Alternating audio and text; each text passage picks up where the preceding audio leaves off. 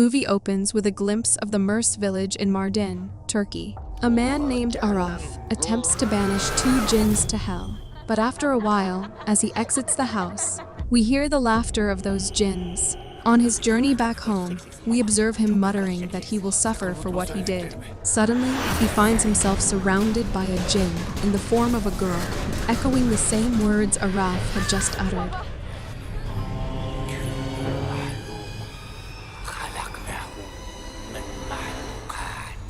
Following this, we see his sister Zara seated in front of a fire, where she glimpses something unsettling within the flames, causing her to become terrified, and then she gets possessed. Araf enters the house and discovers that one room has been reduced to rubble.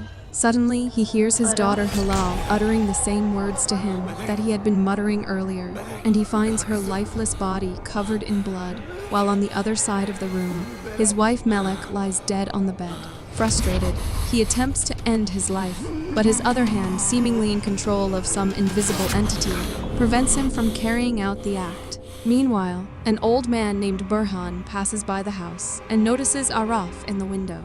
Suddenly, 2 jinns instruct him to return home and join them, while also mentioning that Araf can't see now. We then see 2 earwigs crawling, prompting Burhan's wife Nazire to kill one of them, and mutters about their reappearance and places the blame on Burhan. Their nephew Savhat then comes there and tries to calm her down, but Nazire comments that Savhat's father died because of her uncle's filthy business. Savhat says her father had brain cancer, and that's why he died. And suddenly, she keeps repeating the same thing again and again, but Nazire interrupts her, saying she knows nothing. Meanwhile, Araf asks Zara what happened to him, to which she explains that when they died, he lost his mind. He then asks how long he has been in this state, to which she reveals that it has been 9 years since he has been asking the same question. Later that night, Nazire abruptly awakens to a strange sound and notices her slippers moving toward her. Savhat, sleeping beside her, repeatedly asks if she also heard the voices. Terrified, Nazire attempts to rouse Savhat, but as she glances back, she's startled to find her slippers gone, and suddenly, her blanket envelops her. Hearing her scream, Savhat rushes to her side and asks what happened. Nazire says she doesn't know, and that she was trying to wake her up, but Savhat insists that she was inside, and just came hearing her screams. Nazire then requests Savhat to fetch her pills, and as she leaves, Nazire notices that her slippers are still in their place. Meanwhile, Zara murmurs to herself that she must disclose everything to Araf. Just then, a scorpion approaches her, and she swiftly catches and eats it. On the other hand, Araf repeatedly laments his inability to be there for his loved ones. Suddenly, he hears his daughter Hilal's voice saying he will suffer so much for what he did. She pleads with him not to leave her alone and expresses her disappointment that he was not there for them. Just then, blood begins dripping from above, but he finds no one there. Suddenly, Hilal appears, startling him. She reminds him of the necklace he had gifted her, triggering memories of the moment he gave it to her. She then asks if he remembers how she died before vanishing, leaving the necklace behind. Meanwhile, when Burhan returns home, Nazire repeatedly beckons him to her side. He sits beside her, and she questions him about the death of their son. Suddenly, she rises and accuses Burhan's dark and cursed business of causing their son's demise. Burhan counters, stating that Swat died in an accident.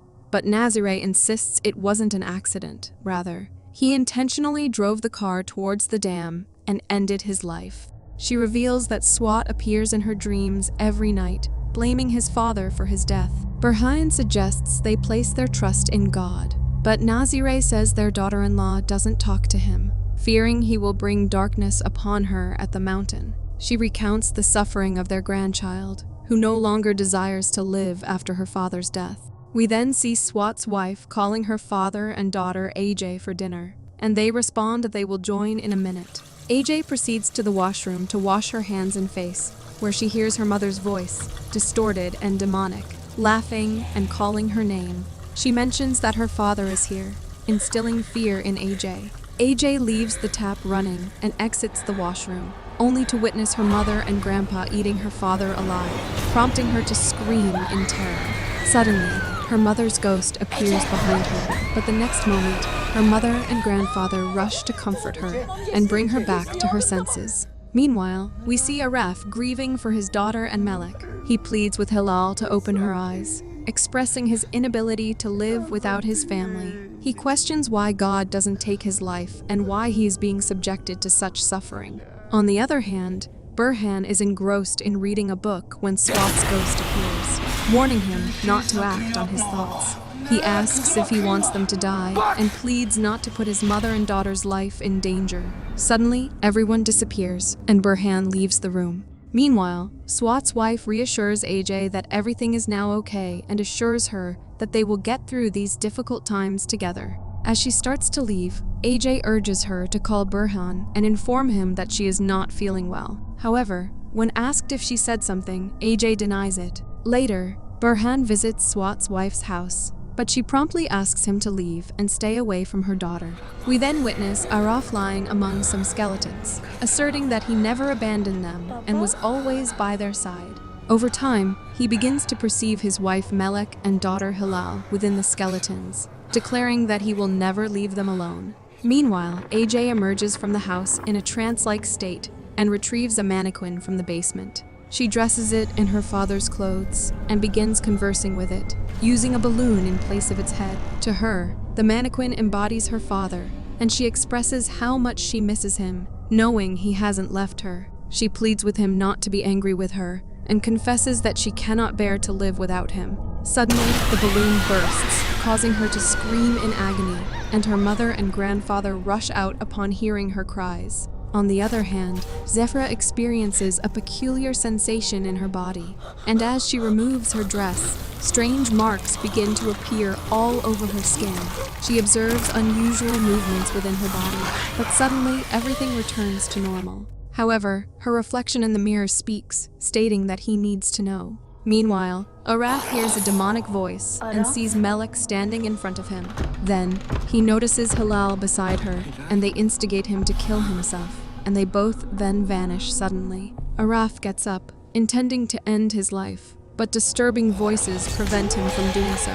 Suddenly, the chair hits the wall and shatters, and he hears Zera's voice insisting that he needs to learn everything, and that she has to tell him everything. However, she abruptly falls down, and Araf rushes to her side, attempting to bring her to her senses, but she faints. Here, Swat's wife is sleeping when suddenly she is tormented by an entity that renders her body immobile, and she observes that AJ is also being influenced by a mysterious force. After a while, the entity vanishes, and AJ's mother hurriedly attends to her, laying her down on the bed. Meanwhile, Araf says he has no purpose in life, and he doesn't know why he is still alive. Hearing this, Zera asks him to kill her too, and they can die together. But he says he has no one left but her in this life, and asks her to help him keep himself alive. Zera then reveals that he killed his wife and daughter. She recounts the horrifying events of that fateful night when Araf accused his wife that Hilal is not his child and fatally stabbed her, then proceeded to kill their daughter. Zera attempted to intervene but was left crippled by Araf's actions. He, unable to live with the guilt, repressed these memories, leading to his current state of forgetfulness. On the other hand, we see Burhan looking at AJ's photo, and then he crushes it. We then see Araf attempting to end his life by suffocating himself, but he fails and becomes frustrated by his inability to die. Meanwhile, we see Savhat distracted by a fly, and during this moment, an entity enters the room and starts approaching her.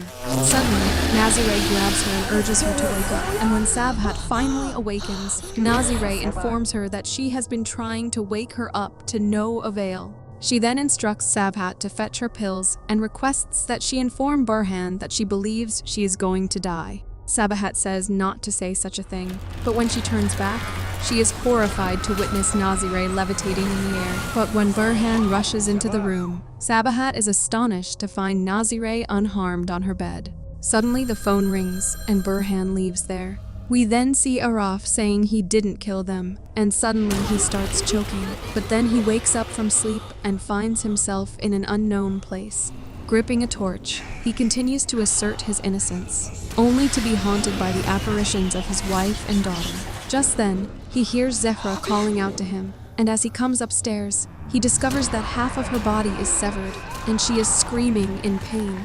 She directs his attention to a window, from where he witnesses a horrifying scene, that he is telling his wife that this child is not his daughter, followed by brutally murdering his wife. He then proceeds to kill his daughter by stabbing her with a knife, and when Zehra attempts to intervene, he also attacks her. However, we see that this is all occurring within a dream, and Zehra arrives to soothe him, but strangely, she appears unsettlingly different. Only then does Burhan arrive, and Zehra senses his presence. In a startling turn of events, she enters Araf's dream and compels him to end his own life. Zehra emerges and sets fire to prevent Burhan from entering. However, despite her efforts, Burhan remains determined and enters the place. Inside, he quickly locates Araf and intervenes, preventing him from killing himself. We then see Araf expressing his distress, stating that he saw himself killing his wife and daughter with his own hands. However, Burhan advises him not to trust what he saw or heard. He explains to Araf that a malevolent force has trapped him, seeking revenge because he destroyed its family. It deceived him and inflicted upon him pain from hell. This was his test, so don't allow it to deceive him. He continues that it will conceal its name from him, and if it tries to weaken him, remember this moment. And with that, Burhan reveals to Araf the name of the entity. Burhan then proceeds to perform a ritual, earnestly endeavoring to expel the entity from his body.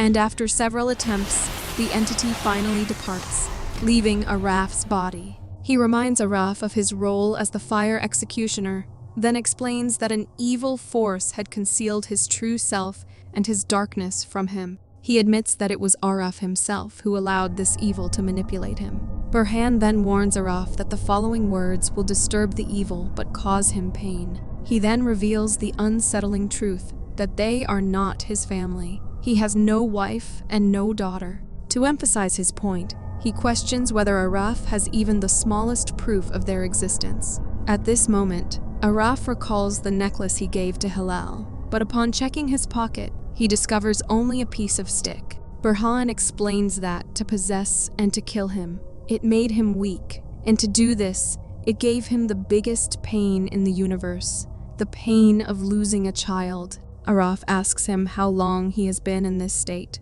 to which Burhan says since last night. Araf gets shocked to hear this and says he felt like he was in pain for years. Burhan explains that it gave him hell, because last night he made a big mistake. Like many times he did earlier, he was there to help those two innocent bodies. But this was an entity he hadn't seen before. In a flashback, we see Araf commanding the entity to release the bodies it had possessed. However, the entity says if he wishes for their freedom, he must choose only one of them. Despite this demand, Araf insists on releasing both individuals, and as he attempts to expel the entity from their bodies, the girl pleads with him, stating that her mother is dying and urging him to save her. Burhan explains that it made him believe it, and this situation placed him in a distressing dilemma, and the entity seized the opportunity to take advantage of his vulnerability, ultimately possessing his body. A mother and a daughter he didn't know, he saved them, but the entity made him see them as his family.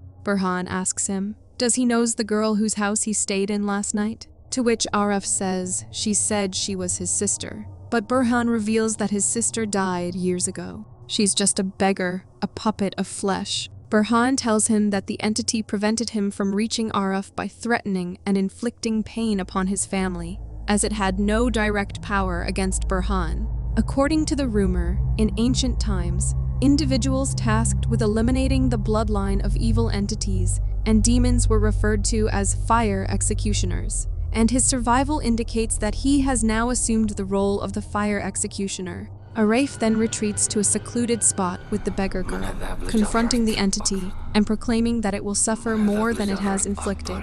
The evil force possesses the beggar girl, and she gets up, and Araf demands to know who it is and where it came from.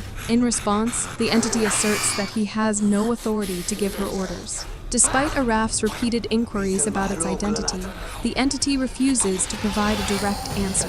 Just then, the mother and daughter appear and stand behind that possessed beggar and attempt to intimidate Araf, claiming he cannot defeat her. However, when Hilal addresses Araf as dad and implores him not to abandon her, Araf recalls Burhan's advice and reveals the name of the entity. Empowered, he gets up to his feet and gathers his strength, using his abilities to confront the entity and attempt to banish it back to hell. After a fierce struggle, Araf succeeds in expelling the entity from their bodies, prompting them to collapse.